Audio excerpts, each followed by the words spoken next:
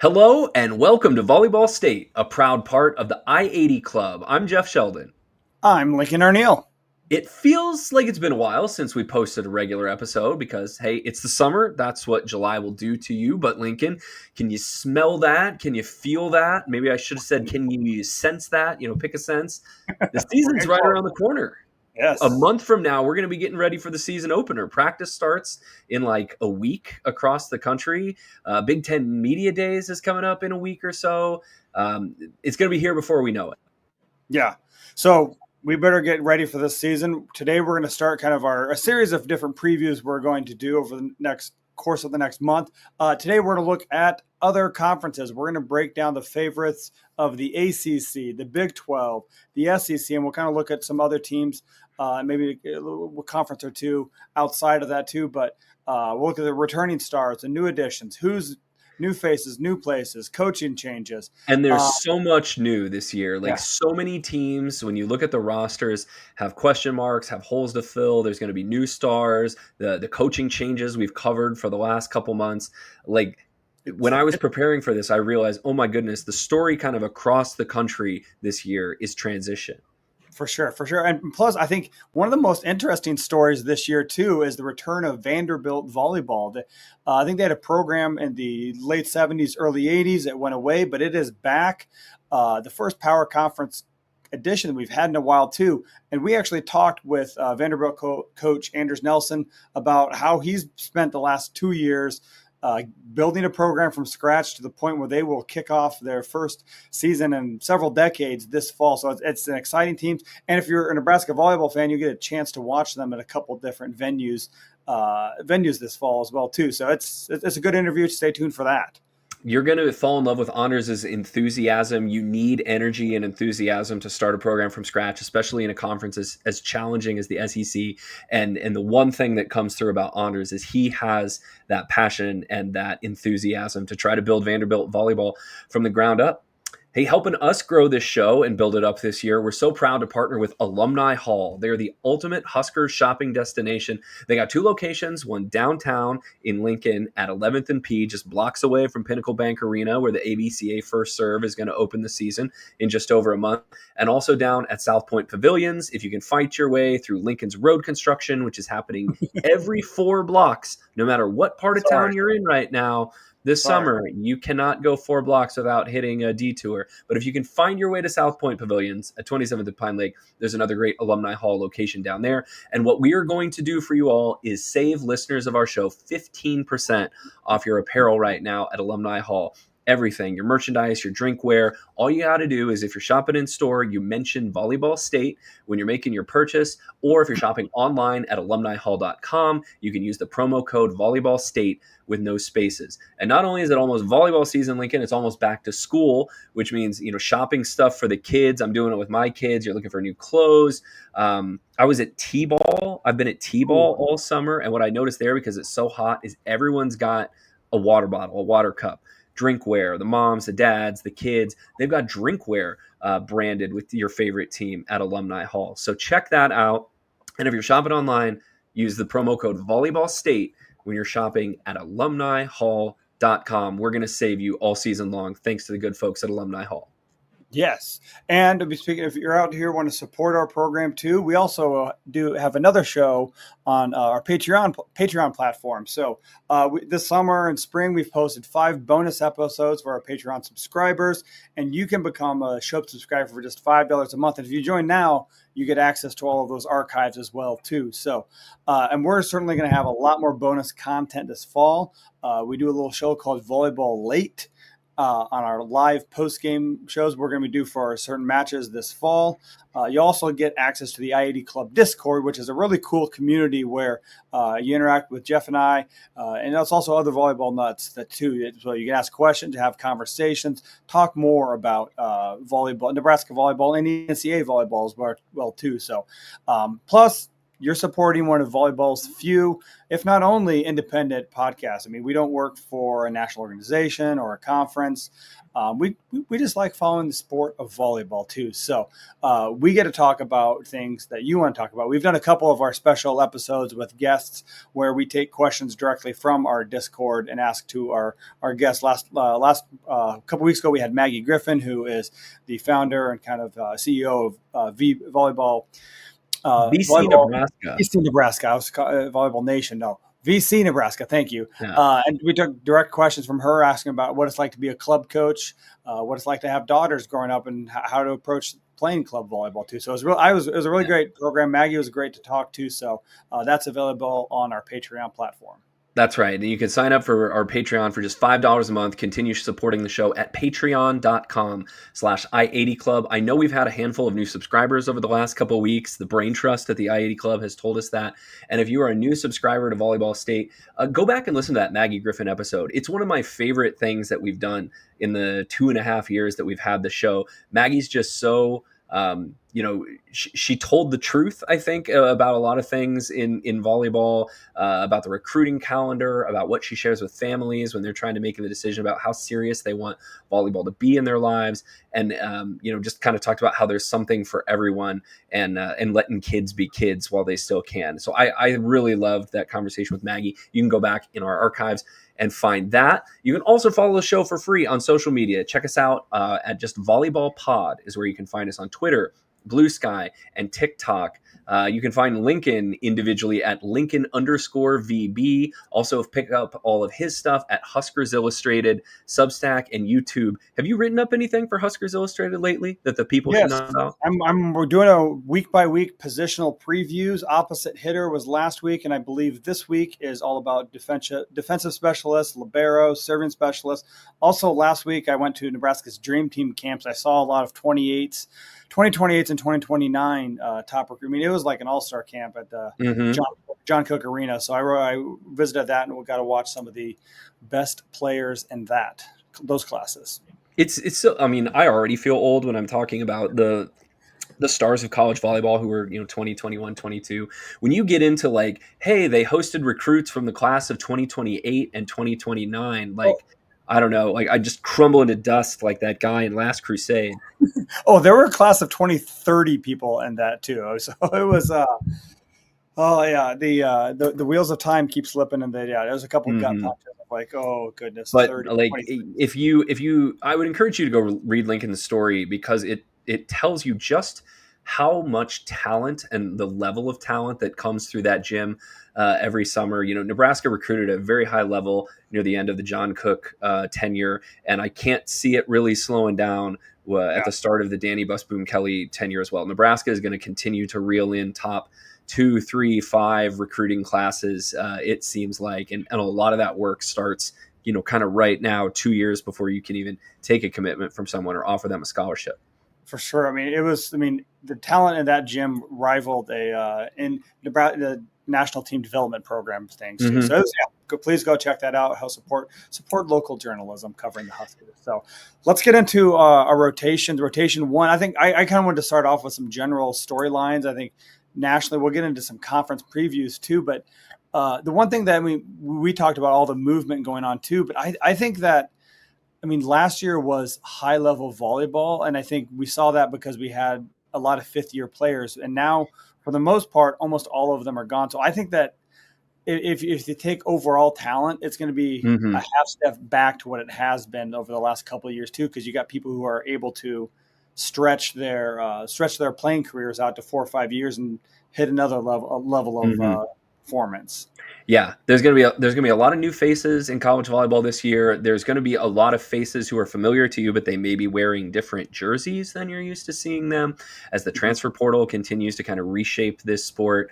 Let's jump into rotation one and our overall thoughts. Lincoln, I know you had some thoughts you wanted to get to right away. Yeah, kind of the talent. So I mentioned that talent being down just a little bit. So I think 25 of 42 All-Americans, that's first, second, or third team, are graduates. So they're seniors or fifth-year players. So I think you expect a lot more seniors to be up included in those type of lists, but I mean, that's more than half. And you're looking at some of the names with that too. The people have been not just a Yeah. one-time All-American, but multi-years or sometimes 4 or 5 years Yeah. for 4 or 5 years All-American. So Well, if you just look at the four teams in the Final Four last year, Penn State lost their top two attackers, or top three attackers. Justin Merzik's gone, Cameron Hanna's gone. Taylor Nebraska Trammell, lost yeah, exactly. Nebraska lost Merritt Beeson, and Nebraska's probably an outlier there, where they return more than they well, than they lost. But they also lost one of the best liberos in school history in Lexi Rodriguez. So Nebraska has some holes that they have to fill. Louisville lost Anna DeBeer and PK Kong and Charity Looper and probably and Elena Scott, their amazing libero. And so Pitt actually returned more than most, except Tori Stafford transferred to Texas. And Rachel then Fairbanks at and setter as Rachel well. Fairbanks, their great setter, who is now on the national team as in Volleyball Nations League, and we'll see where she ends up on the roster for the World Championships coming up this in a couple of weeks. And then we also have do we go through all of them? Pitt, Louisville, Nebraska, Penn State. So yeah, just even the teams at the very top of the sport last year have some big holes that they have to fill, and that's before we even get to the coaching changes. Oh yeah, so many coaching changes. I mean, the big three retirements of the three people who are legends, been doing this for decades. I mean, John Cook, Mary Wise, and then Ray Bouchard at Kansas too. I mean, well, let's also not forget Kristen Bernthal Booth. Sorry, I'll forget her. She wasn't as long tenured. I mean, they were 30 years plus, but she was there 20 years. Yeah, it's more than 20 years. So I mean, another titan in the coaching world as well too. So and then you replace those, and then comes the dominoes of Nebraska hires away Louisville coach, Louisville promotes, but Florida hires a Marquette coach, who hires the South Carolina coach, who hires. I mean, it's just kind of it trickles down. Of Oregon has to get a new Kansas coach. poaches Oregon's coach, so Oregon has to hire someone else. The Loyola Marymount has to hire a new coach too. So it filters down kind of in all levels of volleyball too of that too. So it's a lot of schools are looking or new regimes. Don't mistake though, Lincoln, and tell me if you agree or if you think different, that this sort of transition is going to equate to more parity in the sport, because like the same 7 teams are good every year, and I just made up that number, but like a small handful of teams are good every year, and those teams are going to continue to be good in 2025. We're going to break down some of them in detail here in just a few minutes, but like Texas, Penn State, Nebraska, Pitt is going to be good. Stanford is going to be good. Like all of those teams that you're used to seeing fighting it out in the regional finals, like, are going to be good again this year. Now, some of those powers the last few years might take a little bit of a step back. We're not sure what Wisconsin's going to look like. Texas has some holes that they've got to fill. They went 20-7 last year, so it's not like they were, super elite. But like the familiar named brand schools are going to continue to be great this year. It'll be what I love always doing is though seeing who's the underdog team, who's the dark horse that comes out of nowhere and maybe is like SMU was last year. Who's going to be that surprise team coming up in November and December? Yeah, and it wasn't too many years ago too where Pitt was the new player on the house. I mean, they've made 4 straight Final Fours, and but they've established themselves in that club. So it does change a little bit too, but for the most part, the tradition lives on. It's the same small schools. The other thing that I'm interested in, which will kind of lead nicely to rotation too, the SEC is starting up its conference tournament. Most of the power leagues, the big leagues, don't have end of the season conference tournaments because they figure that the grind of playing each other is enough, and also they don't want to have those additional losses on their records too. But the SEC is going to play their tournament, and it's kind of the last weekend. I think it starts on Friday, Saturday, but then finishes up Monday, Tuesday before Thanksgiving, in luxurious Savannah, Georgia. So no. Do you remember, Lincoln, where and this predates like us really paying attention to volleyball, but like the Big 8 used to have a conference tournament. Do you remember where it was? Was it Kansas City? I think it was in Omaha. They would hold it in Omaha. And they've maybe moved it around a little bit. But the other reason that conferences don't have conference tournaments anymore is these conferences are so huge, right? Yeah. Like you can have an 8-team conference tournament that's just quarters, semis, finals. You bang it out in 3 days. Like the Big 10 has 18 schools in it now, 20 schools. and the SEC isn't too far behind them, and it would take forever. So yeah, I know I remember John Cook would always kind of bang the drum for a Big Ten volleyball tournament, and it never really got the momentum. But Yeah. if the SEC is able to make some money off that this year, then you might see more schools try to nudge it in that direction. The other hard part of that is the last week of the regular season is always Thanksgiving, so you're not getting a lot of fans traveling for that. I mean, it's just kind of that holiday where it messes up. I mean, it's a very familiar holiday for people where they go visit family, relatives, and do that. So it's a weird.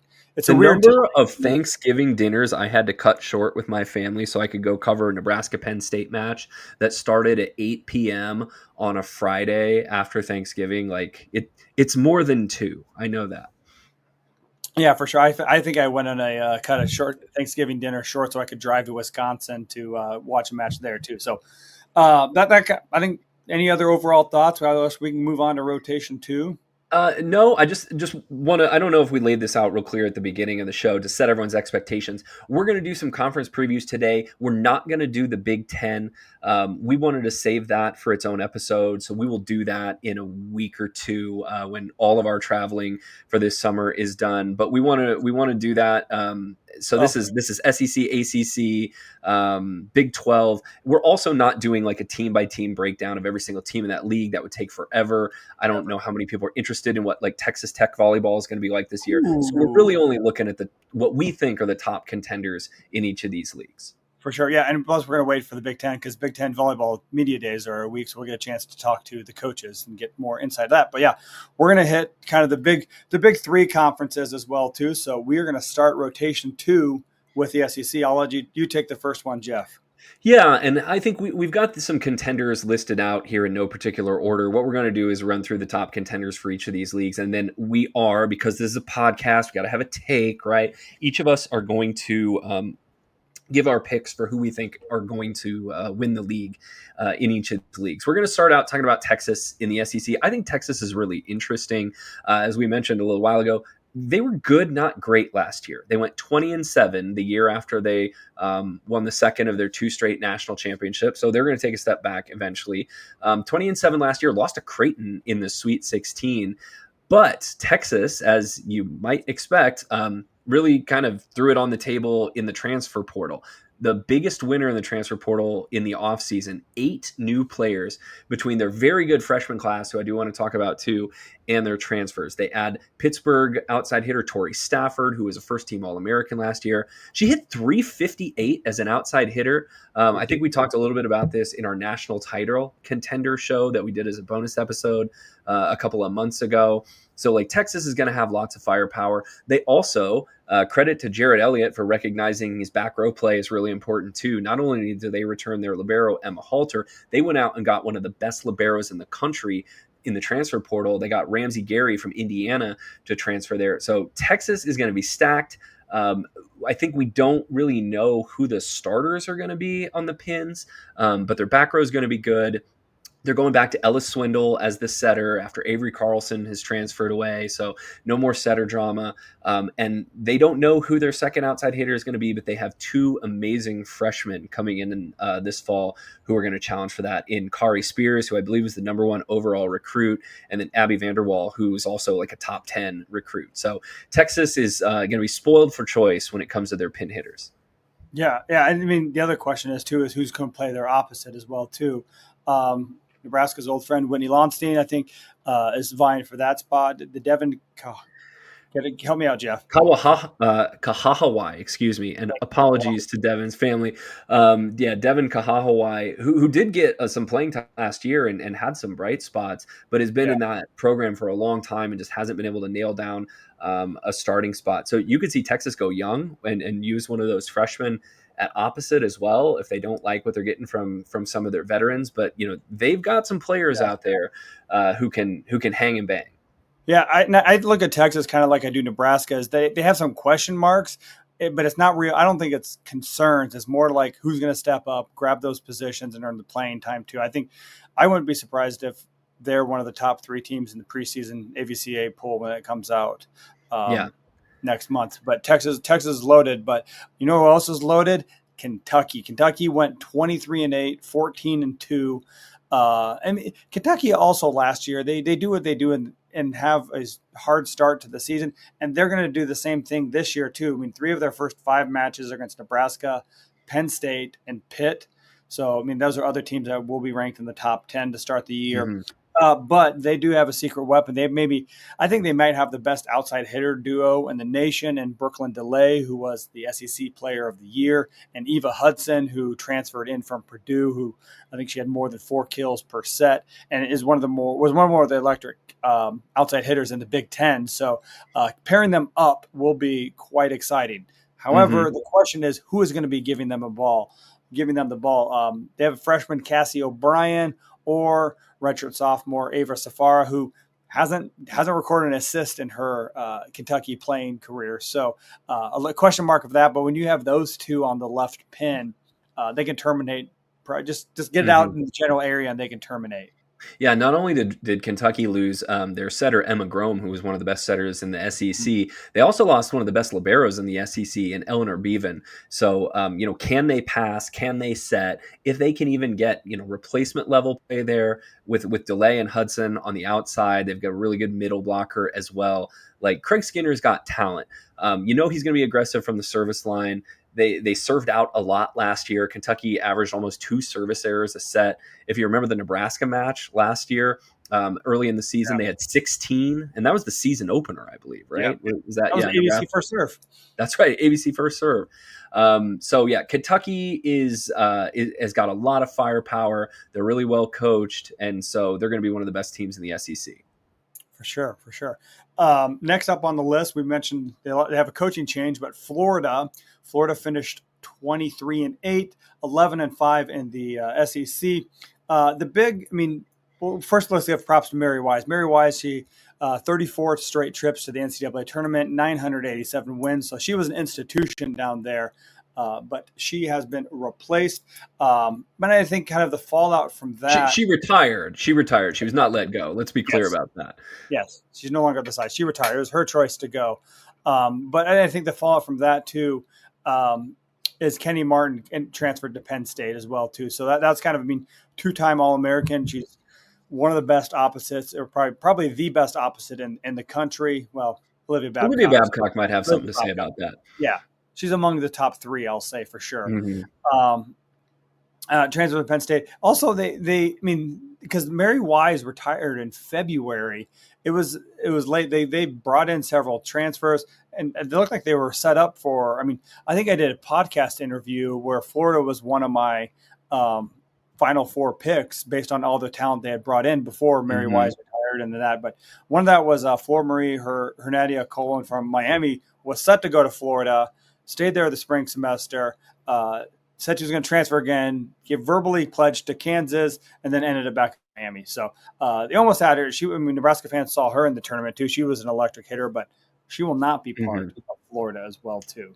Yeah. Florida has some talent at the setting position as well. Alexis Stuckey is really good, but has had some health problems that has plagued her throughout her career. I believe she's a junior this year, and we hope for her sake and Florida's sake that she stays healthy this year. She split time with Taylor Parks last year. Florida's got really good middles as well. Jayla August is the only Florida player who's on the preseason SEC team.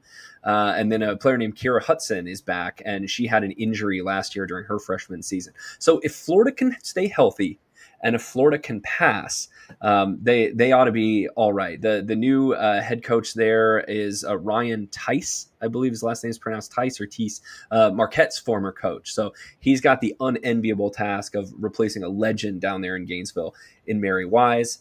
Moving on, the last SEC team that we decided to put in this top tier is the Fightin' Texas Aggies, the Texas A&M, which went 21-8 last year, 10-6 in the SEC. Finished the 2024 season strong. They lost to Nebraska in the regional finals.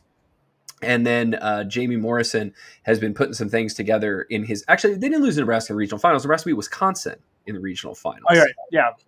You're right. Wisconsin and Texas A&M went to 5 sets too. You're right. That was a thrilling match in Nebraska. They didn't lose to Nebraska. Sorry. This is what I get for not pre-reading our show notes. Like, I'm like, that is what? That sounded so wrong coming out of my mouth. Yeah, I'm blaming you for that one. But Thanks. Texas A&M is going to be really solid again this year. Jamie Morrison, their coach, is outstanding. This is his third season at A&M, and he's got an ace in the hole that any team in the country would love to have, which is their opposite hitter, Logan Lednicki. Also in that group of opposites with Kennedy Martin and Olivia Babcock. She has already started her international career playing for Team USA. She's a big, tall, left-handed hitter, and she can put points on the floor against anyone.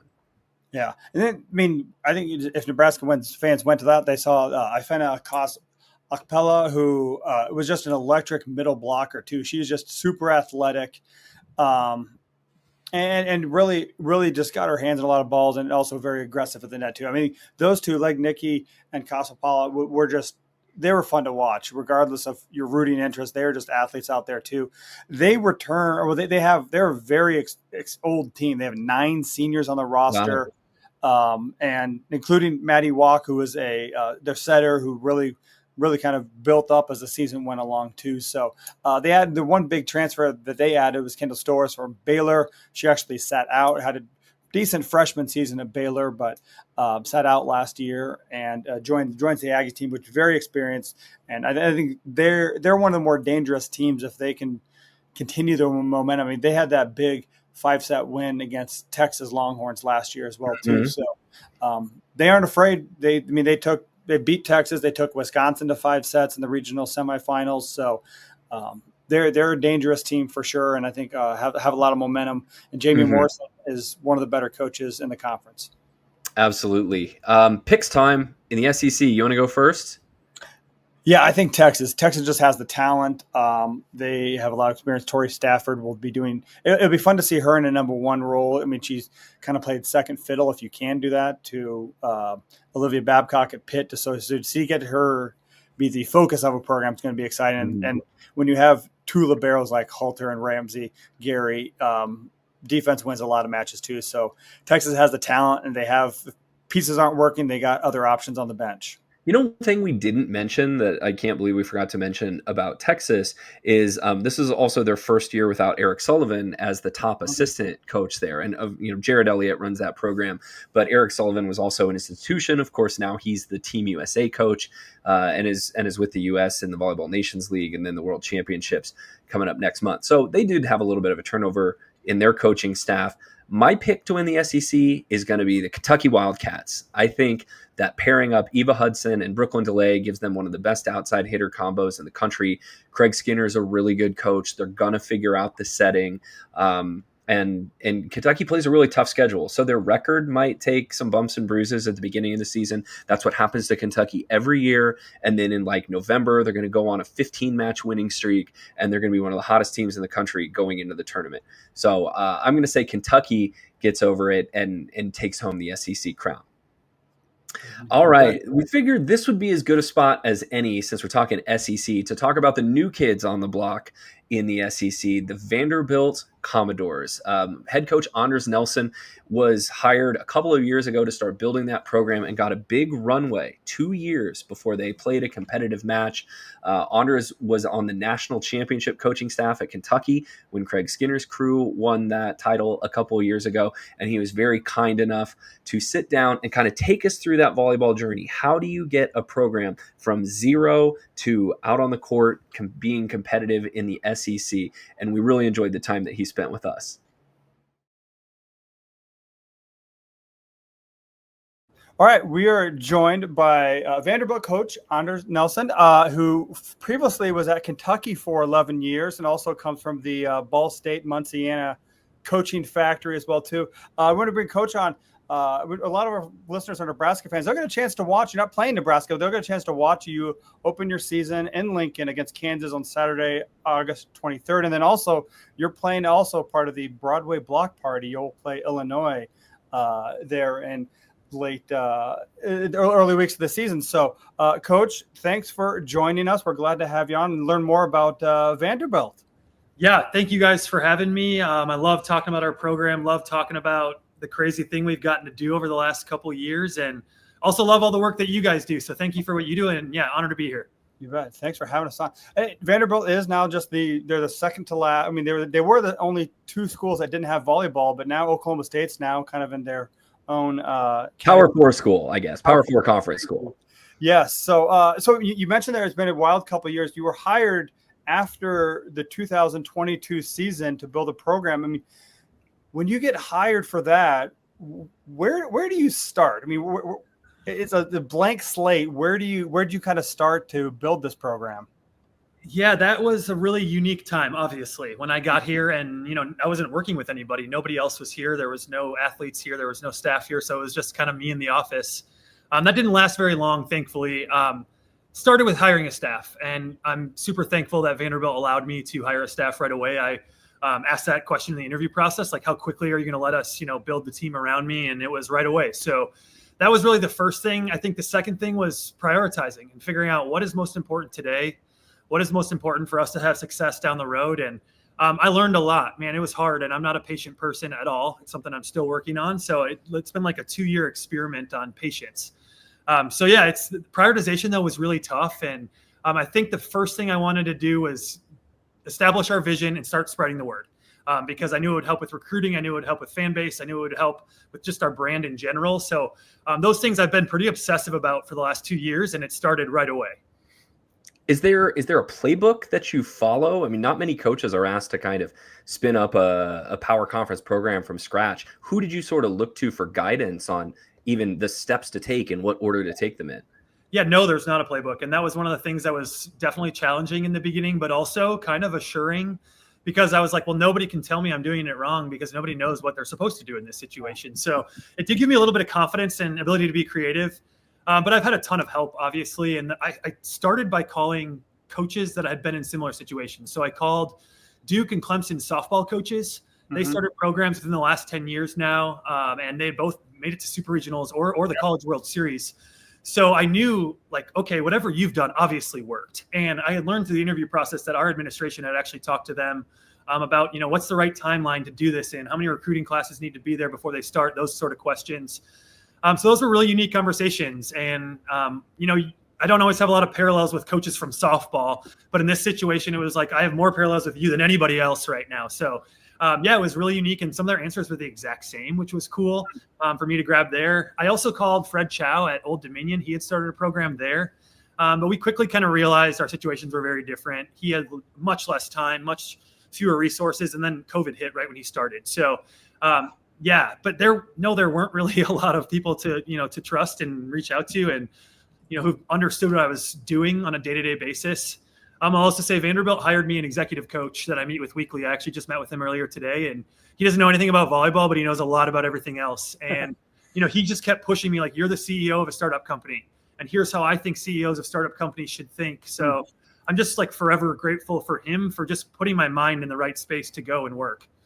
Yeah. And, I think a lot of people might not realize, we laid out the timeline a little bit a second ago. You basically had 2 full years before Vanderbilt volleyball will take the court in a competitive match.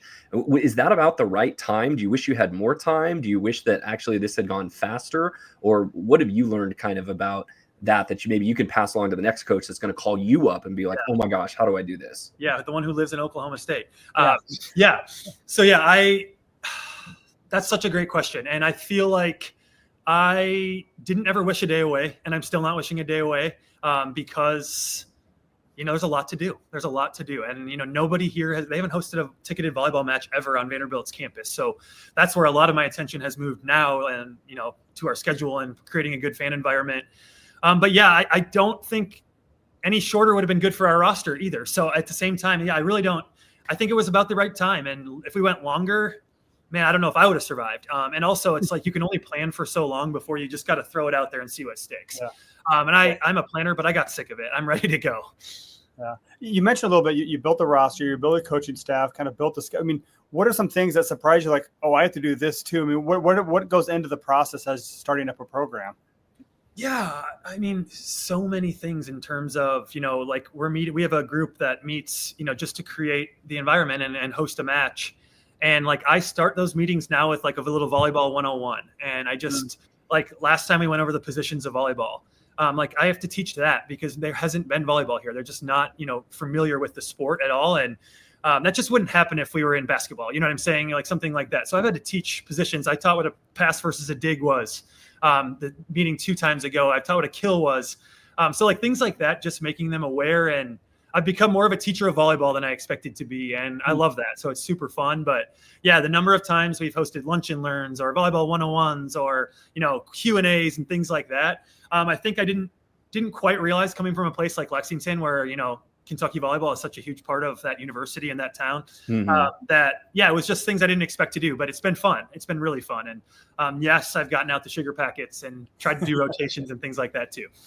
Well, I mean, even in programs, I would say with that are pretty well established, there's still a level of education that needs to happen with a fan base to kind of bring them along from a ball goes boom level to here's actually the strategy behind it. So like the longer you stay, that will not entirely go away. And we even kind of run into that where we try to stumble through some volleyball 101 questions. But it sounds like, Andres, you got a lot of support from the Vanderbilt administration from their approach to you and then just over these last couple of years. But what were the goals that they had kind of laid out for you over, the 2-year interim from when you were hired to when you're going to start playing? And then do you feel like they have some pretty reasonable expectations for what a first or second year program playing in this conference can do? Yeah, you're absolutely right. The support has been amazing. And Candace Story-Lee, our athletic director, is, in my opinion, the best in the country, and not just best AD, but one of the best leaders in the country. And yeah, she's, I think, pushed me to get better as a coach myself. That's one of their objectives for the last 2.5 years. They know they hired somebody who hasn't been a head coach before. And that was a big thing. And she's hired a lot of, successful assistants. So it's kind of her playbook. But that was something that she's really pushed me on and worked hard with me on, of developing myself over the last couple of years. But the expectation since I got hired, since the interview process, was to be competitive right away. And if you're going to pour in the resources they've poured in for 2.5 years, I mean, I literally worked here for almost 18 months before an athlete was on campus. So to pour in those resources to provide us with what we needed to be successful, right off the bat, like it comes with expectations. It comes with standards. And I don't know if you guys have noticed, and around the country, but Vanderbilt athletics is changing. And, beating Alabama in football last fall, both of our basketball teams made the NCAA tournament this year. The Vandy boys, the baseball is obviously, we're a well-known brand. So it's changing. And so it's not just an expectation for me, it's an expectation for every sport at Vanderbilt. And that's been really fun for me to just be a part of and watching this department grow. But yeah, they don't expect us, to be a doormat right away. And I don't either. And that's, I'm glad I work at a place that has high standards. Vanderbilt did a great job. I mean, they're building up kind of the atmosphere around it. They put out a documentary kind of giving behind the scenes look a little bit. I mean, in that documentary series, you said that the Vanderbilt is a first-time coach's dream. Why is that? What led you to say that? Candace is the first thing I'm going to say. She just is, like I said, her ability to develop people underneath her. And I hear stories of head coaches not being able to get hold of their athletic directors. And I'm just like, it's so far away from what I have to deal with. I meet with her frequently. She's always got my back and supporting me. And so that's the first thing, is like, I have a ton of confidence just having her behind me. The second thing I'll say is, like, look at this place. It's one of the best schools in the country. It's in one of the top conferences in the country, and then it's in one of the coolest cities in the country. So when you put those 3 things together, it makes it a lot easier to sell a dream, and it makes it a lot easier for her first-time head coach to just lean on those things to sell this to our recruits, to our fans. But yeah, this is a special place, and it's very different from everywhere else in the SEC. And I think it's really important in this environment that you have differentiating factors. And, what sets you apart when, the best recruits in the country are going to have they can go to any SEC school. So what's going to set you apart? And I feel like this place has really definitive things that do set it apart. Yeah, and we would encourage anyone to go to the Vanderbilt Athletics website and check out that documentary series. I believe it's called From the Jump. It's not right in front of me right now, but it gives a really interesting perspective into the challenges and opportunities that go into building a program like you were trying to do. One of those challenges, I would imagine, is in the recruiting pitch to players. Do you remember who the first player that committed to officially become part of the Vanderbilt program was, and what your pitch was to them? Yeah, it was Haley Mack. She's on our roster right now. Really talented libero. She'll definitely draw some attention this fall because she's about 5'11", 6 feet. So she's really tall. Mm-hmm. Also uniquely, her dad is Chris Mack, the college basketball coach who's been at, some high level places and made some deep runs in the tournament. But yeah, I'm still like dumbfounded by Haley's courage and Haley's guts to say yes. When I was brand new on the job, I had never, been a head coach before. She came on a visit and we had nothing to show. I mean, nothing to show her. I'd worked here for, days at that point. So, I sold her on the chance to be first. And to, leave a legacy. And she took that very seriously, and she does take that very seriously. And, there's things I've said to recruits like Haley, like, you can be the all-time dig leader and see how long it sticks. Those are cool opportunities for kids. And, come be the first All-American, not the next All-American. And Haley's just, I joke about this with her, but she's tweaked a little bit, and the best ones are all tweaked and how bad she wants it. So those things just spoke to her. And then I also think having her dad and mom being just avid college sports fans, they understood what Vanderbilt was without me having to say it. So that made it a really easy situation. And yeah, I thank Chris for his grace, because like I said, he knows what it was supposed to look like, and man, it did not look good in the beginning. So the fact that they could see through that stuff and still see the opportunity and dream we had for Haley was pretty cool. Yeah. You mentioned too, players were on campus a year ago too, and the online roster list 14. I don't know if you had a full team, but what is that like when you're practicing? I mean, were you able to scrimmage? You're not being able to play matches. How do you keep them motivated to kind of do that waiting process that you had to go through? The number of times I told our staff last fall that boredom is the enemy. Oh my gosh. They were probably like, we got it. But I just kept saying it because I knew we wouldn't, hit our potential in terms of growth and development. Throughout our basically double off season is how we looked at it with the team. Like, we're going to have back-to-back off seasons, and the spring will be a little easier because everyone will be in their off season, but the fall was tough. And like, for an athlete like Haley, who wants to be out there more than anything, it was really hard for her to kind of go through that redshirt season. And we called that group Team Zero. But we also had a lot of fun with that group, and the bonds that group had were really special because we spent a lot of intimate time together, and we were never playing anybody else. We couldn't scrimmage anybody else, wasn't allowed. We did a lot of figuring out ways to get 12 people on the court, because we had 10 in the fall, but one was hurt the entire fall. And thankfully, we've got a really good group of practice players here. We also have a staff that is younger than me that can still jump in. They're very good athletes too. So we had some staff jump in and play a bunch. But yeah, we tried to play 6v6 as much as we could last fall, but it was tough. And then this spring, like I said, it got a lot easier. We had 15 on the roster this spring. So just became a little bit more normal of a situation. And again, easy to play 6v6 when you got 15. But yeah, we did grass volleyball. We've done, oh my gosh, everything. We've done, 2v2 tournaments indoors. So we've just tried to keep it fresh as best we can, while also, really trying to get this group to understand the standards that we're going to hold, moving forward. And I knew as we grow here, culture is all about what the previous athletes do. And we didn't have previous athletes, so we had to kind of tell them what to do and what we expected. But now it should be a lot easier. Every newcomer who comes in just watches what the previous group does. And we didn't take that opportunity lightly either, to start our culture and make sure we were off on the right foot. Yeah. How did you decide? Because did that count as a redshirt year for everyone, or how did you deal with the eligibility issue? I mean, they're on campus, they're not competing, but you also don't want to have 11, 12 freshmen in one class. How did you deal with the eligibility issue? Yeah, so everyone gets a red shirt. So it is going to look a little weird. Our 24 class has 5 in it, and they all redshirted, so they'll all be redshirt freshmen this fall.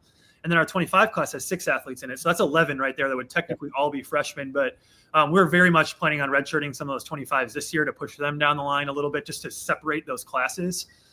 But yeah, I don't think that sell works if you're not at an academic school like Vanderbilt, where so many of our athletes looked at it as a really good opportunity. And like, we have grad students who came in and got the first year of their grad degrees done. Mm-hmm. And now we're just taking a couple classes to finish here in December. So yes, the freshmen on one hand, I joke, we're going to have the youngest team and the oldest team, because we have 2 6th-year seniors. We have 2 other seniors, but then we have 11 freshmen or redshirt freshmen. So our roster makeup is really strange. There's nobody in the middle. So that's been a little bit of a unique situation, but again, I don't think that without the academic and Nashville, to be honest with you, there was, players who said, I'll take a year off and get my fire back and live in Nashville and, enjoy that. And I didn't care. I don't care what your reason is. If you buy into our dream and want to be a part of this and are one of us, then let's do it. Yeah, I'm glad you brought up the, Vanderbilt being, an outlier in the best possible way in an Yeah. academic sense. It's a wonderful school, and we've seen other schools kind of in a similar pedigree, like Stanford, have to build their rosters differently than the way a lot of college programs are building theirs right now. Are you going to be able to use the transfer portal to the same extent or the same way that a lot of other SEC schools are doing, or even schools in lots of other conferences, or do you have to build your roster uniquely because you are Vanderbilt? Yeah, we're able to use the portal, and we have 5 transfers on our roster now. There's certain situations that are tougher for us than other schools in the SEC. And the one we really run into issues is athletes transferring later in their careers. So Vanderbilt requires half of your credits to come from Vanderbilt to get a degree. So we're not going to have situations where we have an undergrad senior come in, and just play 1 year with us. That's just not going to happen. And unfortunately, we can't get them into school. And I have been a firm believer from the beginning that if you don't understand what a Vanderbilt degree can do for you and you don't really understand what this place is, it's going to be really hard for us to sell you on it. And I want people that understand what a Vanderbilt degree is too, because volleyball doesn't always go how you want it to go, and it's hard. And being a D1 athlete at this level is really hard. And I want them to have another reason why they want to be here, not just because of what we do on the court. So yes, it's a challenge, but I think I look at it more of as an opportunity and a strength of ours than anything. Yeah. You mentioned a little bit, kind of talking about the players. You mentioned previously the coaches too. I mean, what was your recruiting pitch to your assistants to join the team? You have Lauren Plum, Russell Corbelli, and then also you got Azani Teeler, who you probably know from your Kentucky days. What was your pitch to them to be part of this vision? Ajani, I met when I was about 14 through the recruiting, when she was about 14 through the recruiting process. So I've known her for 10 years and coached her for 4. So when she finished her last match, her and I talked pretty quickly after that. And I didn't sell her. I just told her, I said, "You're coming to work for me." I knew this the whole time you were there. Yeah. So it worked. So she's here. But yeah, I think Plum was probably the hardest one because she's such a competitor and such a dog that she didn't know she could take 2 years off. And she was like, "I don't like the office work. I don't like meetings. I like being in the gym." So it's been not even a challenge for her. I think she's just grown in a lot of different ways. But I didn't know Russ or Lauren very well, to be honest with you. And I think a lot of people thought that I would just hire my friends and hire who I was close with in the volleyball community. And I knew I had time. I knew I had a luxury to hire the right people. And I asked a ton of questions about, like, are you going to be okay not competing for a while? Why do you think this opportunity is special? Things like that. What should our goals be right off the bat? Like, I asked a lot of those questions, but I mean, they're both 30 something, right around that age. Again, I think most people that are coaching college volleyball that are 30-ish want to live in Nashville. So it became a pretty easy sell that way when you talk about the entertainment, the food, the airport, like all of those things. And then I think like I said, I worked really hard to find people who they want to leave a legacy here too. And I want everyone in our program to feel that way. Like, what do you want to be said about you when you leave? And Russ and Lauren and Z are all very serious about that. And they're going to go on and do great things. And I know that. And we've talked about how that's one of my goals is to have them go on and do great things. But at the same time, they really want to leave their mark here. Mm-hmm. And for our listeners who might not be familiar with those names immediately, Lauren Plum was an amazing setter at Oregon. And I believe Russell Corbelli, it comes from the Corbelli volleyball family, which, he was probably had a volleyball in his crib when he was in diapers. So what it doesn't have as far as coaching experience, it seems to certainly have as far as volleyball pedigree. Yeah. Anders, you mentioned sort of the amount of education that sort of went on within the Nashville community when you're going out to Rotary clubs and explaining about volleyball. Did you find that the community was energized to support something? Is that part of the action that the city has to Vanderbilt University, or how receptive were they to this sport that, it's a sports mad town with lots of SEC fans that live in Nashville, but were they open to learning about volleyball? Yeah. So it's almost like there's two groups. The Vanderbilt group knows nothing about volleyball, and when I say that, I mean the people who work here and went here. So then the education is very different with that group, but the volleyball community in Nashville is huge. And this is a huge city, and there's club volleyball is incredibly popular here, just like anywhere else. And volleyball is the most popular high school sport in the state of Tennessee, just like most other states at this point.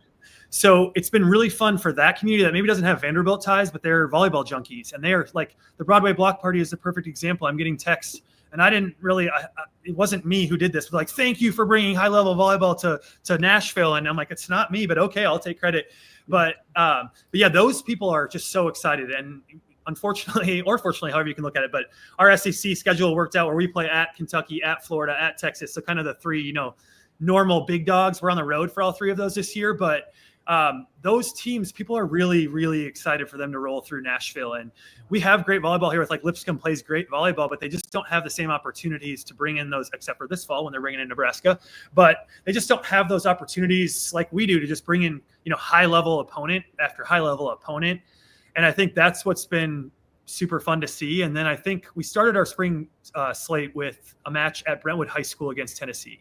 And that one, I had no idea what to expect. I'll be honest with you, I didn't sleep very well the night before, and it's a spring scrimmage. There was just so much anticipation for that. And we did it at high school, so we wanted to go out in the community, like I said, and down where we held it in Brentwood, that's not a huge Vanderbilt bubble or anything like that. That's just Nashville.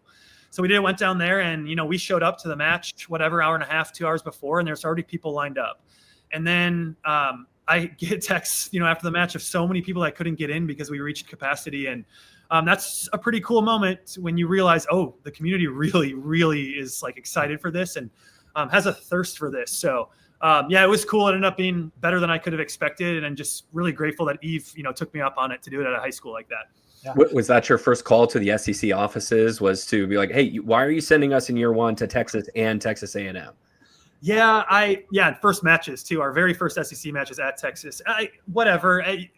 We want to beat them at some point, so let's just try right away. I mean, that's what this is all about. And every player who's on our roster, they wanted to come here for those type of matches. So, and same with our coaching staff. So, and like I said, for us this year, we can play the surprise team, and we'll see. And I don't know, and nobody knows what it's the outcome's going to be. But at the same time, we're going to be in a situation that nobody's in, and I think we can take something from that and maybe gain a few points from that too.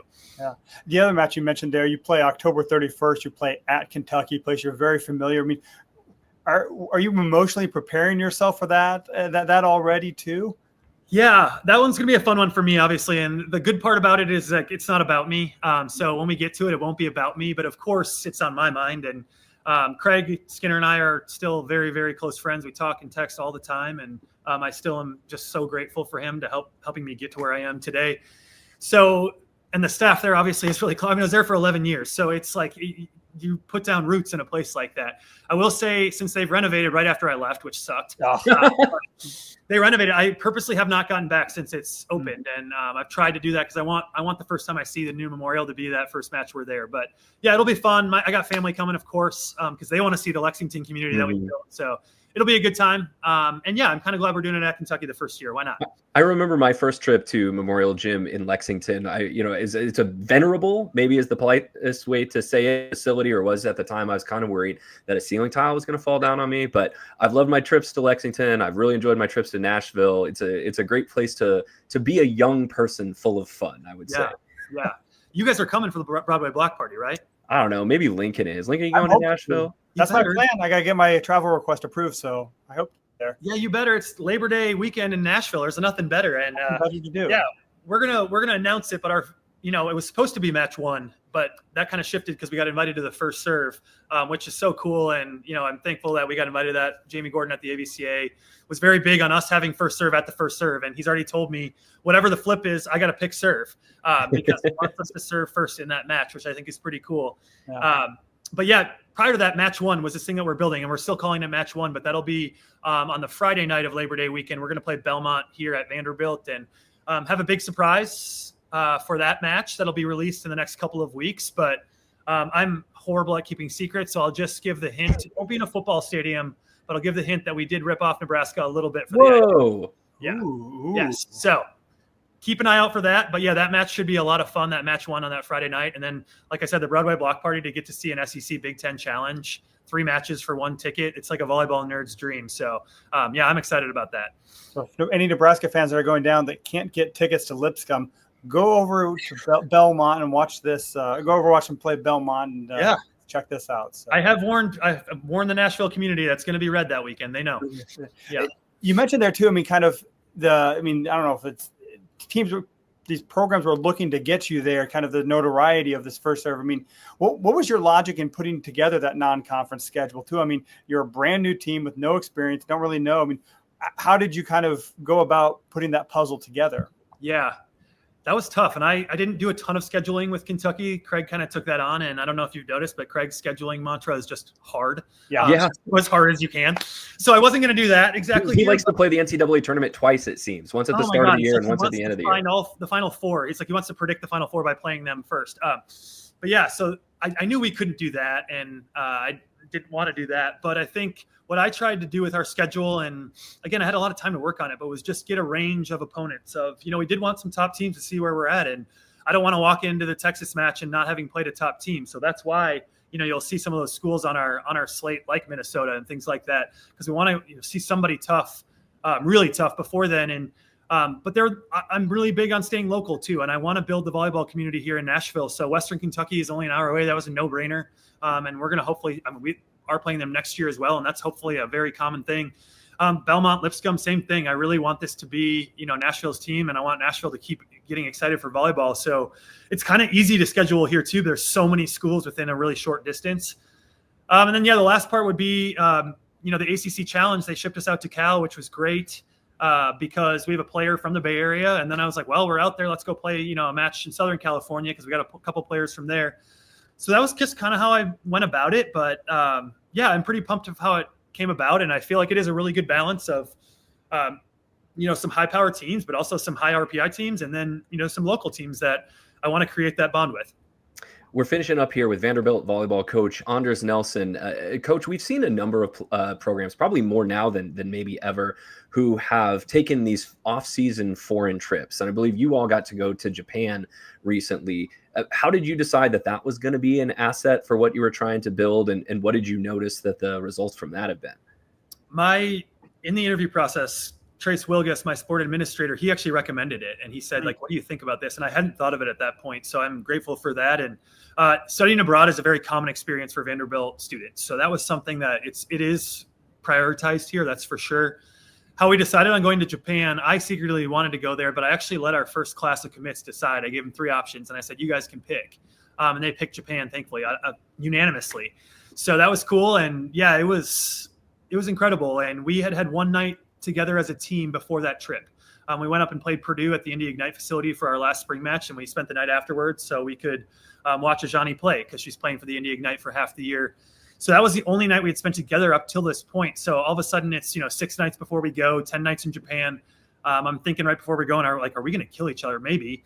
But we made it, and just I think the gains culturally you make in the situation we in are almost like exponential because it's the second night we've ever spent together. Then the third night. So you just started learning so much about each other. And they didn't have a ton of reasons to hang out with teammates that weren't in their immediate social circle always, because we didn't have road trips. We didn't have, roommates on roads. We didn't have sitting on who you're going to sit next to on the bus or plane. So it gave us a really good opportunity to push them out of their comfort zone socially within our team and create some new bonds there as well. But I don't know how it could have gone better. The experience was incredible. The culture shock is there, but it's not super tough. The food is amazing. The volleyball is really high level. So yeah, it was just an awesome trip. Awesome. Well, I mean, we were talking before this. I mean, end of July, practice starts, and finally you get that first match. I mean, I feel like you're at the finishing leg or finishing stretch of this marathon. What do you have left to do? I mean, how are you trying to get by knowing your final goal of starting a team is near? Yeah. Like roster's done, staff is done. So those things were obviously huge buckets or huge things to cross off the list. Facility we're still working on some of those things and, finalizing some of our locker room things and the main court. TerraFlex is going to be delivered here in a few weeks. Our practice gym just got TerraFlex glued down a couple of weeks ago. So it's happening fast right now, but there is a lot happening. And again, I'm really spending a lot of time with the group that's responsible for putting on our events and, our program. So the amount of time I've spent with our marketing and comms team in the last 6 months has been significant. The amount of time I've spent with our facilities and ticketing people has been very significant. But those are all things to just put ourselves in the best position possible on match one. But I'm very aware that, not everything's going to go how I want it to go. There's going to be some, growing pains, and we're aware of that.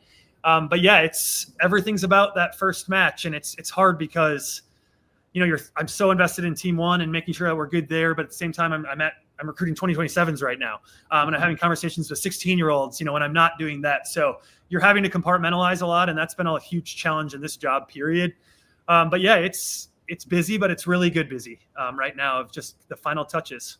And that first match for the Vanderbilt Commodores comes on Saturday, August 23rd against Kansas at the AVCA First Serve in Pinnacle Bank Arena. Coach Anders Nelson, thank you so much for joining us today, and good luck as you finally take that first step. It's been a long time, I'm sure, coming in your eyes. Yeah, thank you guys for having me. And I just want to say we're thrilled to start this program's existence in Lincoln, where volleyball is what volleyball is. And I'm really excited to have, the Nebraska crowd there for our match as well. So buy some tickets if you haven't gotten them yet.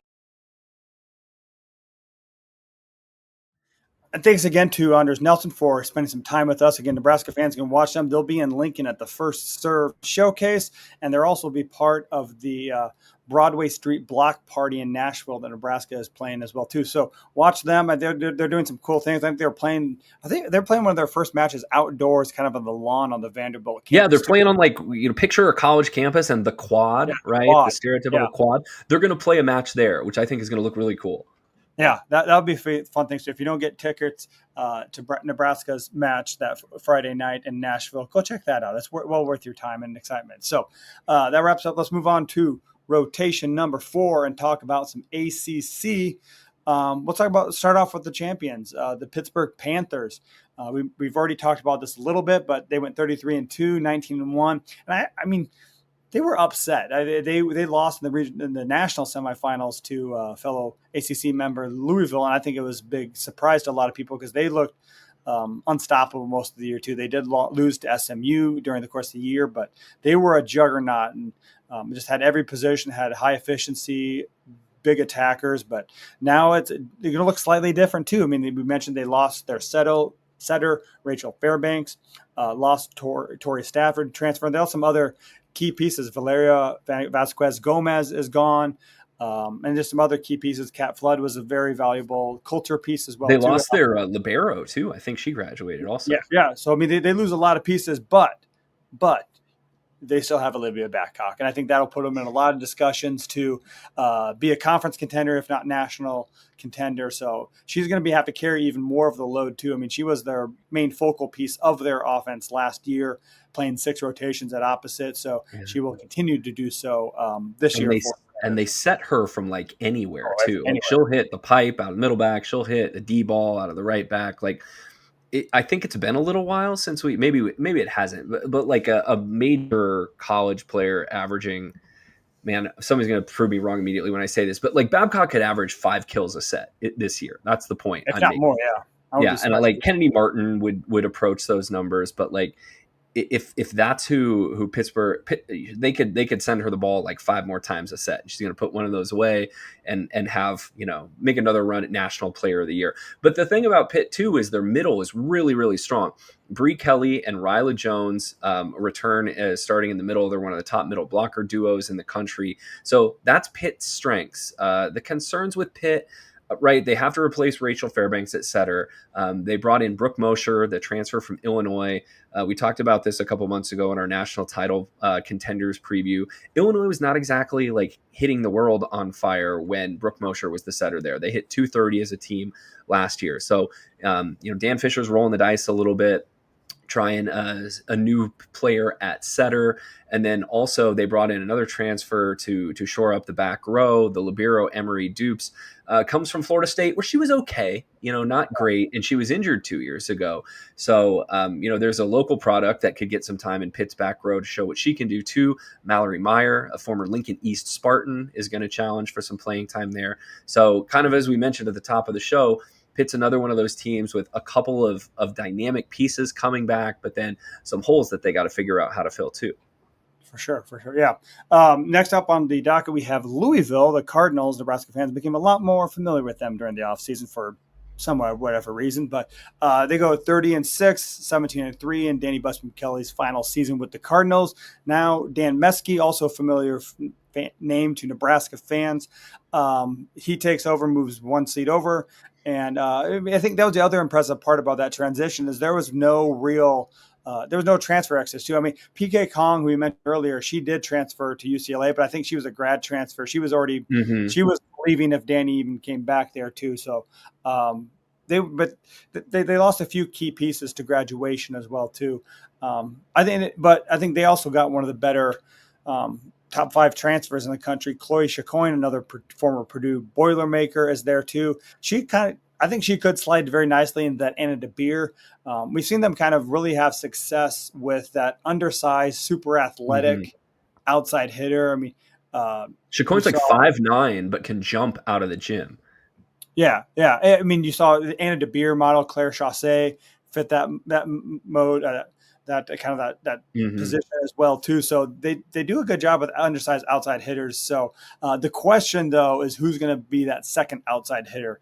You saw after when DeBeer went down with that injury and the Final Four, Peyton Peterson stepped in. She didn't have a lot of kills. She served amazingly, but didn't have a lot of kills, and she only appeared in 35 sets in the entire season. So it's a little bit of unknown, but I think she has the talent, the pedigree. I think the daughter of longtime UNI head coach Bobby Peterson is her mom. So I'm excited to see. Did she have another daughter that played at Texas for a little while? Yeah, I thought that one of their daughters played at Texas too. But yeah, that's who Louisville's got coming back. At the setting position, Louisville ran a 6'2" last year. One of those setters returns this fall. Nielis Cabello was a freshman last year in the 6'2". Louisville's probably going to run a 2-setter offense again this year. They got a transfer from Washington. Molly Wilson has transferred to Louisville. If you're looking for the local product, Ellie Glock from Wahoo in this space, she actually retired from volleyball in the offseason and was honored before their spring match against Kentucky. So Glock started her career at USC before transferring to Louisville. Dan Meskey's got to find another setter to go with Nielis Cabello.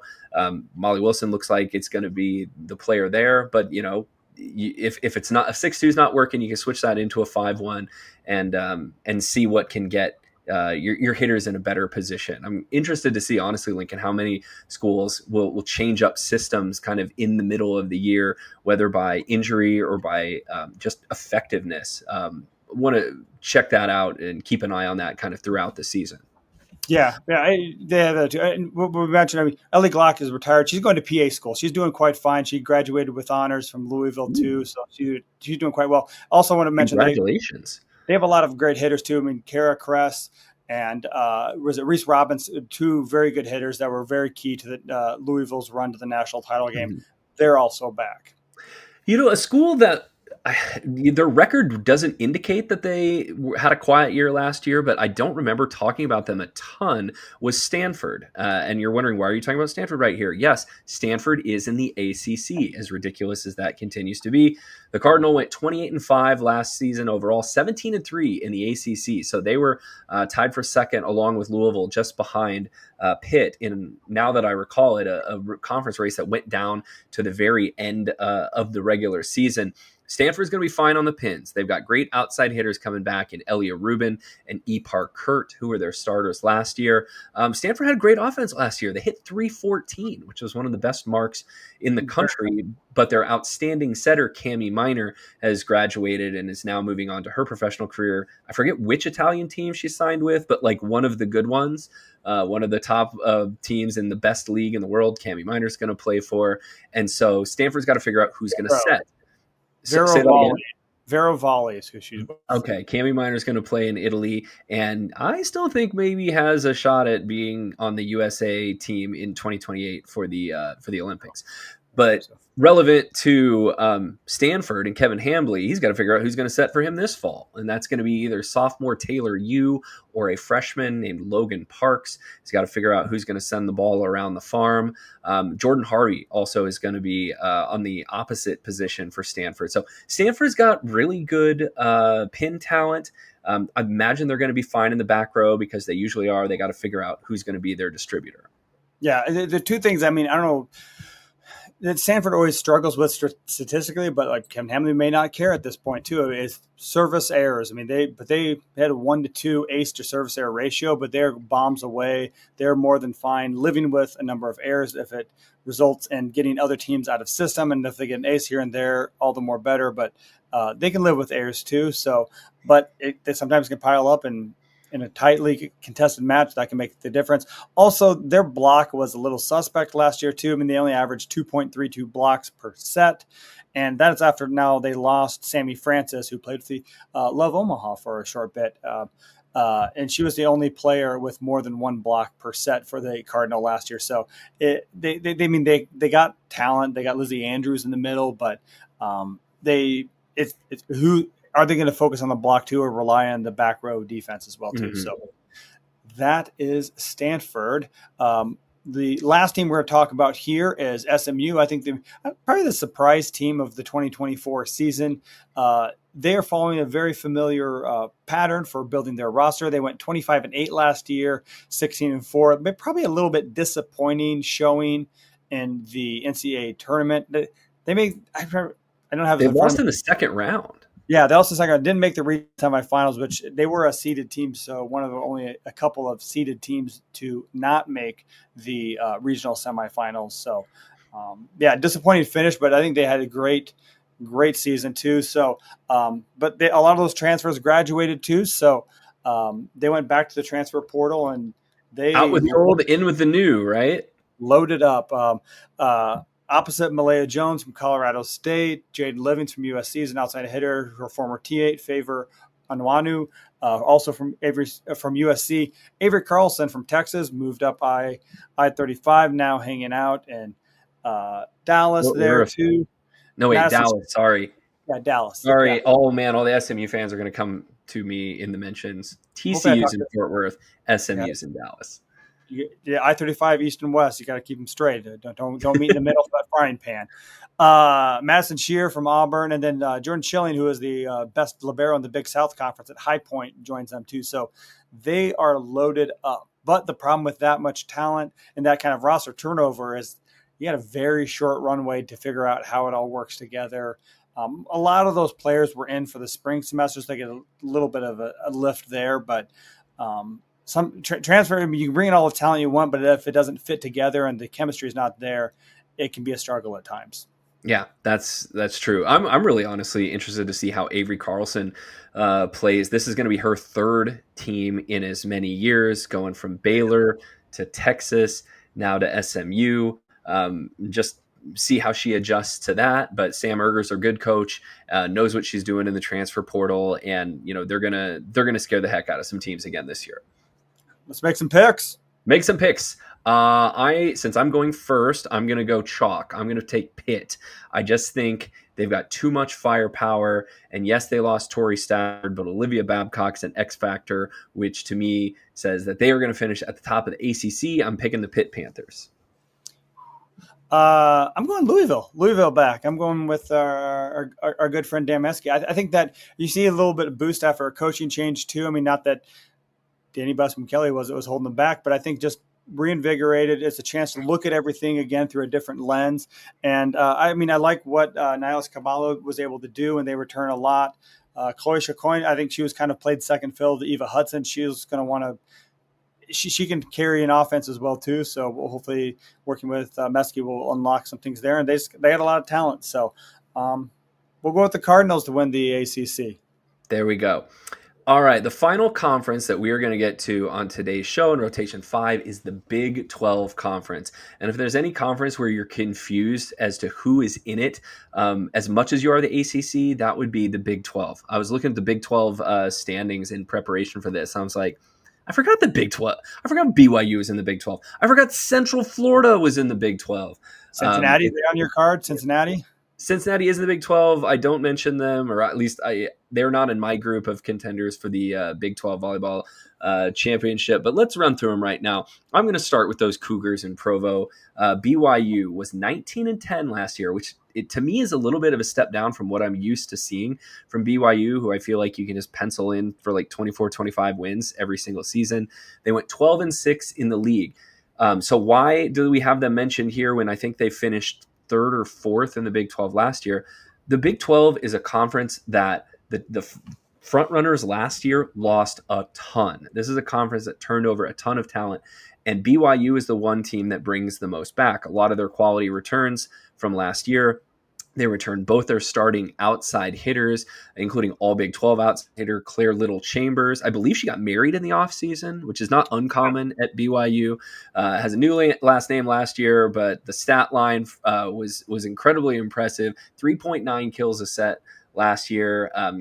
And Ellie Mortensen came off a freshman season last year where she had 2.7 kills a set. They have an all Big 12 middle blocker named Brielle Kemivore. And then let's not forget about Suli Davis, a sophomore outside hitter who just last week was named the best outside hitter at the Under-19 World Championships, where the U.S. won a silver medal. So Heather Olmstead has some great firepower returning for this team at BYU, and they're looking to take the step up into the top tier of the Big 12 this year. Yeah, and I think one thing that will help BYU this year is that experience they have coming back. They lost 7 5-set matches last year too, so that's that big difference of that 19-10 versus finishing 25 and 6. So,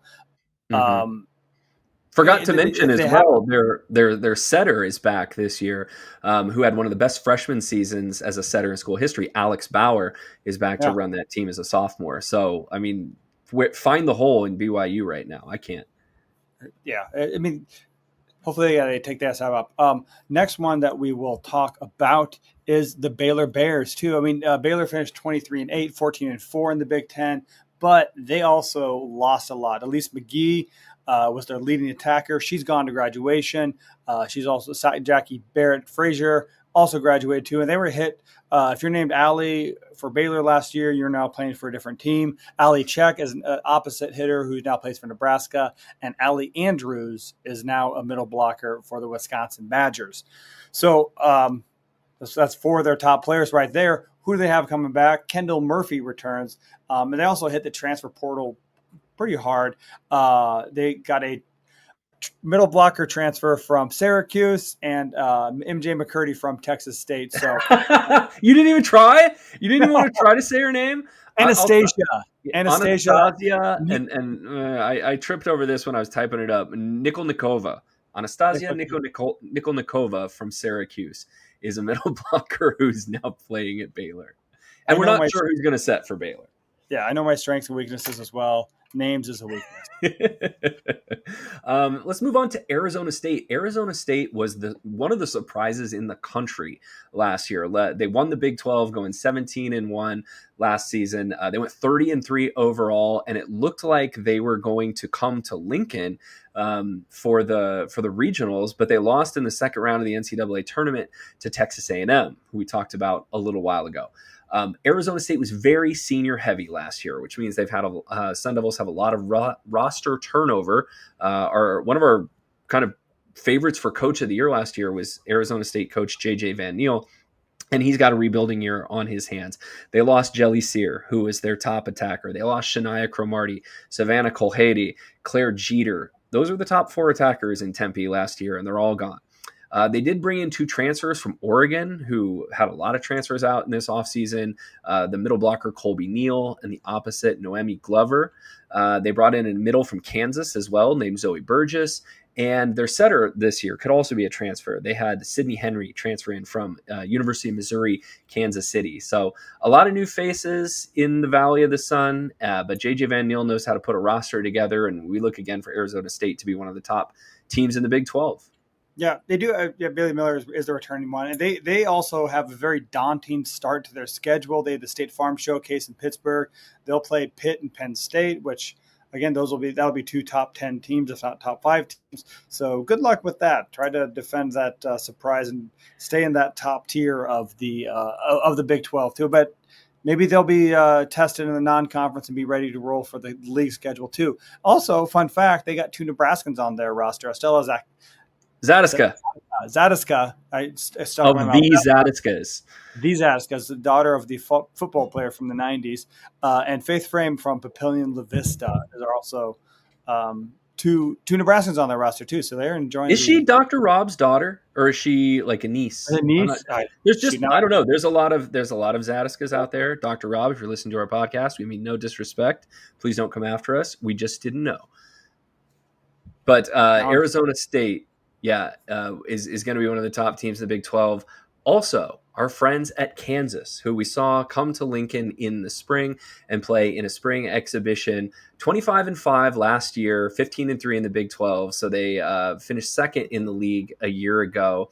Lost in the second round of the NCAA tournament. And Matt Ulmer, in his first year in Lawrence, has some rebuilding to do as well. But he has a great setter to do it with. He brought his former Oregon protege, Kristen Klein, down to Lawrence, and she's going to be running the Jayhawk attack. But it's going to be with a bunch of new faces on the pins and in the middle, because the top 5 attackers for Kansas last year were all seniors, which means they're all gone. They do have some pieces coming back. Sorry, Lincoln, you're waving at me. Does that mean No, you I want said to bye, jump in with I the said fact bye check? to Kansas seniors as well. Oh, But also, okay. instant fact check, it is John Zadiska, the brother. He There has a we 3-time go. national championship on himself. So, but I was also waving goodbye to Kansas Yeah. as seniors. Absolutely. Big 12 Freshman of the Year, Reese Ptasic, was a middle blocker who is back for Kansas this year. She was really impressive in that spring match against Nebraska. She had 10 kills in that match in Lincoln. Also, junior middle blocker Ellie Schneider has great size. She's 6'5". She had 7 kills in that spring match. So I think Kansas is going to be pretty solid in the middle. They just need to figure out how to be effective on the outside. Yeah, they lost a lot. Yeah, lost a lot. I mean, they have Great Nelson, Ryan Swanson, look like they'll be starting. And again, they also have a tough, well, they get to welcome Vanderbilt to the college ranks as well, too. And they'll play Penn State up at the And then they get to play Penn State. Yeah, good luck with that. Up at Sioux Falls at the Pentagon up there. That's a great venue. And then hey, if that's enough, you go play Wisconsin and Creighton in the opening Spike Classic in Madison. So Matt Ulmer's not making his job easy. I don't know how much of that he did or how much he inherited from Ray Bouchard, but they'll get tested early too. I mean, I don't think the cupboard was exactly bare, but Kansas has been one of the better programs the last few years in the Big 12. So, yeah. Well, in the Big 12, like to get a good seed in the postseason, like even if you win that league, you have to have some non-conference wins. And we saw Arizona State last year schedule pretty tough. They came up to Lincoln, and even though Nebraska won in a sweep, like those sets were close, and that was one of the first times. Yeah. Really opened my eyes to how good Arizona State could be. They had some players. And so maybe that's what you have to do when you're in the Big 12 is go out and play some of the big boys in the non-conference schedule. Yeah, because they were one of the more disappointing teams or conferences in the postseason last year too. They got 6 teams in, but none of them were seeded higher than a 3rd seed, and they were all gone by the round of 32. So they didn't have anybody that made it to the second weekend at all. So there's a lot of good, not many great teams. The last thing I want to talk about here is Utah. Utah finished 25-6, 14-4. They played Nebraska on September 12th. So we get to see the Utes. Utes, yeah. They returned all Big 12 outside hitter Cameron Gabato, 3.4 kills per sets, and Emery Satawala, I would say. Yep, leading blocker. Again, they'll also be probably stuck with the 6-2 as well too. So they could. I mean, I think Gibaldo is a very dynamic outside hitter, and she could carry some matches for the Utes. So we'll see what they can do. So Beth Lanier has also been the coach there for not joking, 35 seasons. She is, I believe she is the longest tenured remaining head coach in Division I, and has coached against Nebraska a couple times, although not since, I want to say the 2014 NCAA tournament. So we get to see the Utes come to Lincoln on September 12th, and maybe we'll do a volleyball late after that one, because I think that September 12th might be a Friday. Yeah, great, cool. All right. Picks to win the league. I don't know. I feel like Big 12 is a tough league to pick. I think. Yeah, like we said, there's no dominant team. I wanted to pick Arizona State, but I don't know. I'm going to go with Kansas. I don't know. I trust Matt Ulmer. He's done great work, and Kristen Klein, I thought, was a really underrated setter at Oregon too. It's a matter of can they handle this quick transition? And again, new coaches sometimes provide a boost. So we'll see what they can do. Kansas can get it figured out during the non-con and maybe do something. So I'll go with Kansas. I think I feel like I teased mine when I started the conference. I'm picking BYU, partially because they just return the most. They're probably the most stable team coming into the season. Also, I think Heather Olmstead's a really good coach. She's been there for 10 years now, which makes me feel old because I remember when she took over and her first year there, I think they played Nebraska in the 16 of the NCAA tournament. And then they have one of the best home court advantages in all of college volleyball, playing at the field house out there where they get about 5,000 fans per match. So I'm picking BYU to have a little bit of a bounce back year and win the Big 12 in 2025. Yeah, so let's finish up here. Rotation 6, storylines from other conferences. I kind of talked to us about this a little bit in the in kind of a general overview of how the three conferences we just previewed, along with the Big Ten, have really consolidated the power. I don't know if it was last year was an outlier or not, but there was only 4 at-large bids outside of the power. Those 4 conferences too. We had UTEP, Marquette, Dayton, and South Dakota State were the only at-large teams, and they really, I mean, it was not good. I mean, as far as some of those teams, like I know for sure Dayton and South Dakota State were by far the best team in their league, but they got upset in their conference tournaments. Yeah, so I mean, they had those 2 teams won it, they would have been 1-bid leagues. So yeah, it's a lot. I mean, the only other conference I want to talk about here is the Big East, because they were again the only conference that, I mean, they had a representative. I mean, Dayton made the Sweet 16 last year, and then Creighton and Marquette both made it out of the Big East too. But again, the theme Dayton kind of in the Atlantic 10. Yes, yeah, Big 10, yeah. Atlantic 10. Yes, and they lost a lot too. Their best player at 5'8" was it Lexi Almodovar or something like that. Yep. Lexi Almodovar. Yeah, she's now gone, but so they'll have a little bit rebuilding. But in the Big East, both Creighton and Marquette are going through coaching changes too. So Creighton lost probably their 2 best players, and Kendra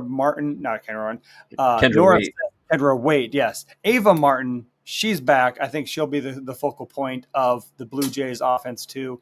Marquette went through a little bit Tease left there, and they hired the coach from South Carolina to be their new head coach, who I believe has some Creighton ties. I think he was a former Creighton assistant.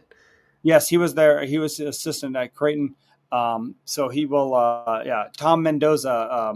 He was an assistant at Creighton under Christian Bernthal Booth. So very familiar with the conference. And I think he may have got hired based on what he was able to do at Creighton. So, so that's kind of that. Creighton has dominated the Big East for a decade. 10 years, 12 years. Yeah, over a decade. So, is this the year that Creighton takes a little bit of a step back and another team can jump up and get them? I know, it sounds silly to say, but like teams like Georgetown and St. John's, who you think of as basketball schools, had some really challenging teams that were able to at least put scares into the powers in that league. The Big East is also, I want to keep an eye on, because in these conferences that don't have football, how exactly is revenue sharing going to impact it? A lot of the revenue sharing is going to go to basketball in these conferences. Are some more going to make its way over to volleyball? Are we going to see the Big East take a step up in competition? Or is this going to make a bunch of schools kind of choose whether or not they're even going to support volleyball? Like, is it going to be a glorified club sport at some of these universities? I don't think Creighton certainly is going to do that because of how strong that program is, but some schools might. So this is a really interesting time in college sports. And, when you're looking at smaller conferences outside of the power ones that we've mentioned earlier, what they are going to do with volleyball is going to continue, I think, to make the rich get richer and the poor get poorer. Yeah. So will that kind of that 4 bids from the non-Big 4 conferences, will that be continuing? And we'll have to see. And there's always teams that pop up and surprise you. I think Texas A&M is a surprise. SMU is a surprise. So we'll get to see. And remember when the Citadel a couple years ago started 25-0? That was exciting. Then they came to Nebraska the next year and got roofed. So, there's always fun teams to look about. But these are kind of the Big 4 conferences. Again, we will have the Big 10 all by themselves in a couple weeks after the Big 10 Media Days, which is next week. So that's the show kind of for today. What are you most looking forward to talking about or learning about at Big Ten Media Days as far as like a non-Nebraska angle? I'm sorry to spring this on you, No, but like no. who are you looking to talk to or learn about? I think what you kind of talked about is that revenue sharing, what kind of arguments they're making to their administration. And also just kind of, I kind of talked about earlier, the SEC starting a tournament. Is that something that they'd like to get into that as well too? And then I think that just dealing with the new power scene, a lot of the new coaches, how that's going to work. So, yeah, it'll be fun. We'll be in Chicago for that same location at the Big Ten Network offices. I'll be there and asking lots of questions. And it's always fun to see about half of the media there are all from the Nebraska contingent. So we'll have a Nebraska media gathering in Chicago to carry the load and ask lots of great questions. So. All right. We'll talk about that and break down the Big Ten when we come back for our next show sometime in the next couple of weeks. Until then, you can do us a mitzvah by subscribing and reviewing to this podcast in all of the free ways. So, like, subscribe to the show and Apple Podcasts, Google Podcasts, Spotify, wherever you want to be. If you want to see video versions of the show, obviously they come out on YouTube, on the I-80 Club YouTube page.